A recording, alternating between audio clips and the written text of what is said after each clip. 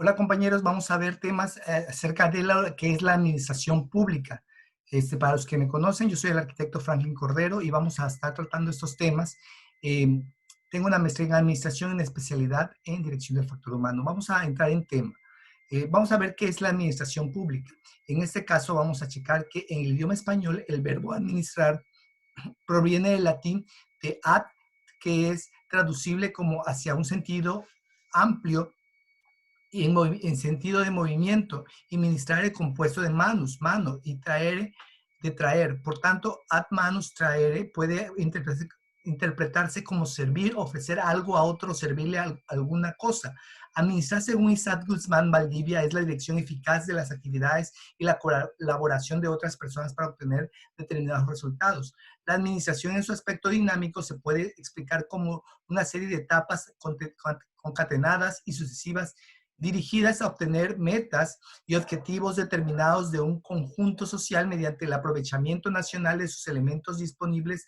Lourdes Mucho Galindo y José García Martínez propone la siguiente definición integral de la administración: proceso cuyo objeto es la coordinación eficaz y eficiente de los recursos de un grupo social para lograr sus objetivos con la máxima productividad.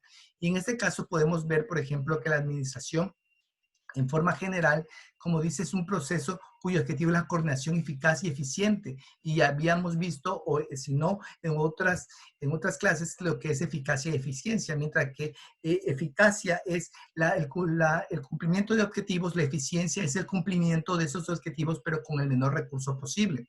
Por lo tanto, la administración pública es el conjunto de áreas del sector público del Estado que, mediante el ejercicio de la función administrativa, la prestación de servicios públicos, la ejecución de las obras públicas y la realización de otras actividades socioeconómicas de interés público, tratan de lograr los fines del Estado. Esto de acuerdo a Jorge Fernández Ruiz. Vamos a ver algunos aspectos. Por ejemplo, vamos a ver que se advierte en la administración pública de los aspectos distintos, uno dinámico y otro estático. Acuérdense que cuando nosotros vimos lo que es etapa de proceso administrativo, o si lo van a ver que van a ver dos etapas, la etapa mecánica y la etapa dinámica. Pues en la administración pública hay dos etapas, el dinámico y el estático. Conforme al primero, en este caso el dinámico, se explica todo como la acción del sector público en ejercicio de las funciones públicas administrativas en cuya virtud dicta y aplica las disposiciones destinadas al cumplimiento y observancia de leyes en aras de interés público, mientras que el aspecto estático ve la administración pública viene de ser la estructura integrada por las instituciones depositarias de la función pública administrativa. Entonces, aquí vemos la diferencia entre lo que es la etapa o lo que es el sentido dinámico y estático de la administración. La estructura de administración pública está compuesta por áreas de distribución en tres poderes tradicionales, como es el legislativo, el ejecutivo y el judicial, así como los órganos no adscritos por la Constitución o a los mencionados poderes, empero tradicionalmente se aluden a la administración pública para referirse exclusivamente a su área inserta en el poder ejecutivo, que es con mucho la mayor, lo que impide la legislación de un área administrativa pública, tanto en el órgano legislativo como en el órgano judicial y en las instituciones públicas autónomas que no están adscritas a ninguno de los tradicionales órganos depositarios de las funciones de poder público, como son el Banco de México, la Comisión Nacional de Derechos Humanos y el Instituto Nacional Electoral. Bien, vamos a ver la clasificación. En este caso, por ejemplo, nosotros podemos ver que la administración se encuentra en diversos ámbitos de aplicación y incluye la iniciativa privada, la iglesia, el Estado y la comunidad internacional, lo que da lugar a la existencia de la administración privada, la administración eclesiástica, la administración pública, la administración internacional, por cuya razón se genera una diversidad de burocracias, a saber, cuando hablamos de burocracia, nos recordamos a Max Weber, que él fue el que creó la burocracia, pero cuando Weber hablaba de la burocracia, hablaba acerca de algo que realmente tenía cierto orden y cierta eh, realmente administración. Sin embargo, hoy por hoy la burocracia es sinónimo de ineficiencia y lentitud. Por ejemplo, en este caso podemos ver que hay burocracia privada que en ocasiones adquieren dimensiones que acreditan grandes empresas tradicionales, una burocracia eclesiástica que tiene a su cargo el manejo de los recursos humanos, materiales y financieros de la Iglesia, la burocracia de Estado, que es la más conocida y estudiada, y una burocracia internacional inserta en los organismos internacionales como la Organización de las Naciones Unidas, la Organización de los Estados Americanos, la Organización Educativa Científica y Cultura de las Naciones Unidas, la UNESCO, por las siglas de United Nations Educational, Scientific and Cultural Organization, el Banco Internacional de la Reconstrucción y Fomento y el Banco Interamericano de Desarrollo y mucho más. Vamos a ver también el ejercicio, en este caso, de la administración. Por ejemplo, vemos los tres poderes, el poder ejecutivo, legislativo y judicial. El ejecutivo formalmente es que hace que todo acto se realiza el ejecutivo en forma formalmente administrativo. Materialmente realiza funciones administrativas, funciones legislativas, funciones jurisdiccionales, y en las funciones administrativas aplicar normas jurídicas, en las funciones legislativas crear reglamentos, en las funciones jurisdiccionales conocer y reconocer y resolver recursos. También, por ejemplo, vamos a ver en el poder legislativo que se realiza mesas directivas y secretarías generales de la Cámara de Senadores y de Diputados. Y también en el Poder Judicial, Consejo de la Judicatura Federal y Presidente de la Suprema Corte de Justicia de la Nación. Y los ejemplos son, por ejemplo, que hacen ejercer presupuesto, nombrar y remover funcionarios, asignar recursos humanos, materiales y financieros, celebrar contratos, investigar responsabilidades administrativas. Vamos a ir a lo que es la administración clásica, administración pública clásica.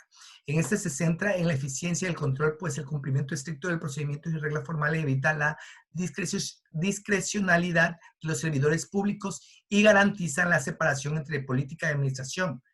La nueva gestión pública se basa en el enfoque costo-eficiencia de los programas y procesos, pero para los cuales es necesario descentralizar las decisiones y dar cierta autonomía de gestión a los organismos, aceptar la diferenciación de la administración interna y de los servicios a la ciudadanía y dar espacio para la innovación. La gobernanza, por ejemplo, se fundamenta en el principio de participación democrática. Desde este enfoque, el gobierno debe convertirse en socio, habilitador y colaborador, es decir, debe gobernar con los ciudadanos. Aquí podemos ver que la administración pública siempre busca realmente que se hagan las cosas bien, que se hagan las cosas eficiente, eficaz y que sea para el beneficio del Estado y por ende para el beneficio de las personas. Pero también, por ejemplo, podemos ver allí que hay otro tipo de intereses muchas veces, ¿no? En este caso podemos ver los derechos humanos. Sí, en los derechos humanos podemos ver que son el conjunto de prerrogativas sustentadas en la dignidad humana, cuya realización efectiva resulta indispensable para el desarrollo integral de la persona. Ese conjunto de prerrogativas se encuentran establecidos dentro del orden jurídico nacional, en nuestra constitución política, tratados internacionales y leyes. Recuerden que México es uno de los países que más tratados internacionales tiene. Entre el más importante, obviamente, es el TECMEC, en este caso el Tratado de México, Estados Unidos y Canadá, o el USMCA, que son sus siglas en inglés. Principios los derechos humanos tienen principios de universalidad, principios de interdependencia, principios de individualidad y principios de progresividad. En de universalidad es que señala que los derechos humanos corresponden a todas las personas por igual. En el de interdependencia consiste en que cada uno de los derechos humanos se encuentran ligados unos a otros, de tal manera que el reconocimiento de uno de ellos, así como su ejercicio, implica necesariamente que se respeten y protejan múltiples derechos que se encuentran vinculados. En el principio de individualidad se trata de indivisibilidad de los derechos humanos en función a que poseen un carácter indivisible con todos ellos y son inherentes al ser humano y derivan de su dignidad. Lo anterior quiere decir que disfrute de los derechos humanos solo es posible en conjunto y no de manera aislada, ya que todos se encuentran estrechamente unidos, ¿sí? Y el principio de progresividad constituye una obligación del Estado para asegurar el progreso en el desarrollo constructivo de los derechos humanos. Al mismo tiempo implica una prohibición para el Estado respecto a cualquier retroceso a los derechos. Es decir, que los derechos humanos protegen tanto la dignidad, la integridad, la libertad de, en este caso, los seres humanos y los ciudadanos de un país.